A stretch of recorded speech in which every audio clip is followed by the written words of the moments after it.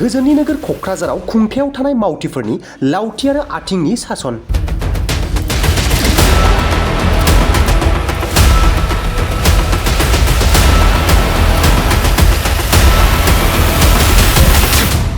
गोजोननि नोगोरा खोथानिल' नामा? थारैनो गोजोननि नोगोराव रायजोफोरनि बुंनायनि मोन्थाया गोमाबाय नामा?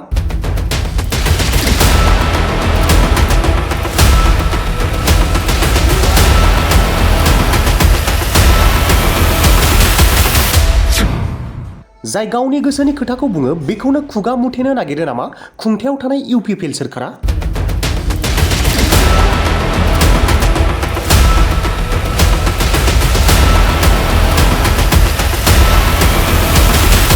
सान्थिनि बिटिआर गोजोननि बिटिआर होननानै प्रमद बर'मोनहा बिफेन बर'मोनहा दल दामै दामै गिदिंबाय थायो।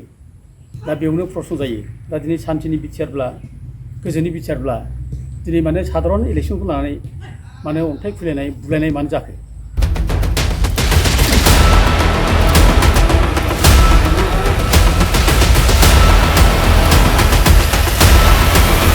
सुबुं खुंथाय हादोराव गावनि मोन्थायखौ भटजों होनायनि सानखालि मैया लैहोर लैहोर गयारीनि सायाव खुंथाय सोरखारनि मावथिफोरा जोग्लि बुग्लि आखुआ भाइरेल जालांबाय।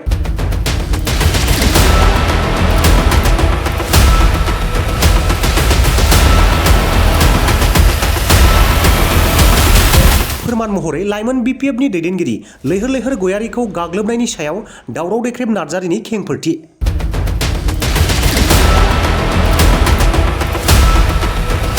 लैहोर लैहोर गयारीखौ बिपिएफ पार्टी अफिसनि मोखाङाव जेरै बुनाय, बे बुग्राफोरनि गासैबो माने रेकर्डफोरखौ जेरै रायजोफ्रा नुखाजोब्बाय, बिसोरनि भिडिअ फुटेज नुजोबनाय जाबाय, बिसोरनि माने केमेरा बे जे नुजाबाय केमेरायाव बिसोरनि सावगारिफ्रा गासैबो नुजाजोब्बाय।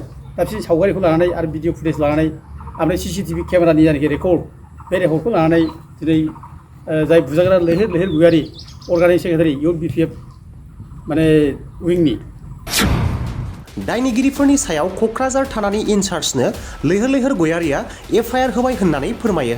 लैहोर लैहोर गयारीखौ गाग्लोबग्रा दुथांफोरनि मुंफोरखौ माखासे खारि एबा सिसिटिभिनि फोरमान बायदियै रोखायै सिनायथिनो हाबाय आरो दावराव देख्रेब नार्जारिया साफा साफा फरायथिना होयो।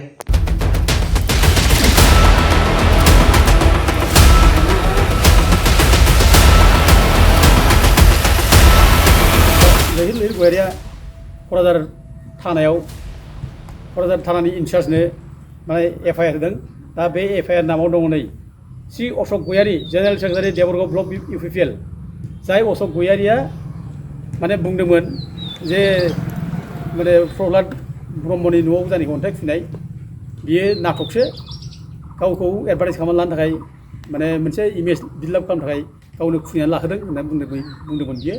आरो लोगोसे लैहोर लैहोर गयारीनि न'आवबो जायनाखि अन्थाइ खुदोंमोन, बे अन्थाइ खुनायखौबो बे लैहोर लैहोर गयारीया गावनो अर्गानाइज खालामनानै खुग्रोबोदों होनना बुंदोंमोन। दा दिनै बे नामा फैदों, बे केसाव फैदों। दा गथिखे बेनो रोखा फोरमान जाबाय जे बिसोर एखे अर्गानाइज वे बिसोर जे खामानिखौ मावदों, बिसोरो अशक गयारीया माने खामानिखौ मावहोनानै बियो माने जाय मावग्रा बिसोरखौ दोनखोमानो थाखाय बे स्टेटमेन्टखौ होनाय जादों। बे जिनिसा रोखा फोरमान जाबाय। आरो लोगोसे नैबेयाव नुदों श्री खोमदोन गयारी, बेखौबो केसाव जों नुबाय आरो बिनि फट'आवबो दंजोबो। खोमदोन गयारी गासिबो बिनि बिफा बिमानि नाम, अबे जायगानि, बिनि गासिबो रेकर्ड, गासिबो बिनि माबाफ्रानो एड्रेसानो गासिबो दंजोबो। आरो सोमदोन दैमारि बेबो दङ। आरो श्री दुलाराय बसुमतारी बेखौ नुबाय। आरो श्री दबेन बसुमतारी बक' एनएलपि केडार, बिनि नामखौ जों नुबाय। बे दबेन बसुमतारी बक'आ जाहैबाय बे सारेन्डार एनएलपि अलरेडि सरकारजों बायजानानै बे दंखायो।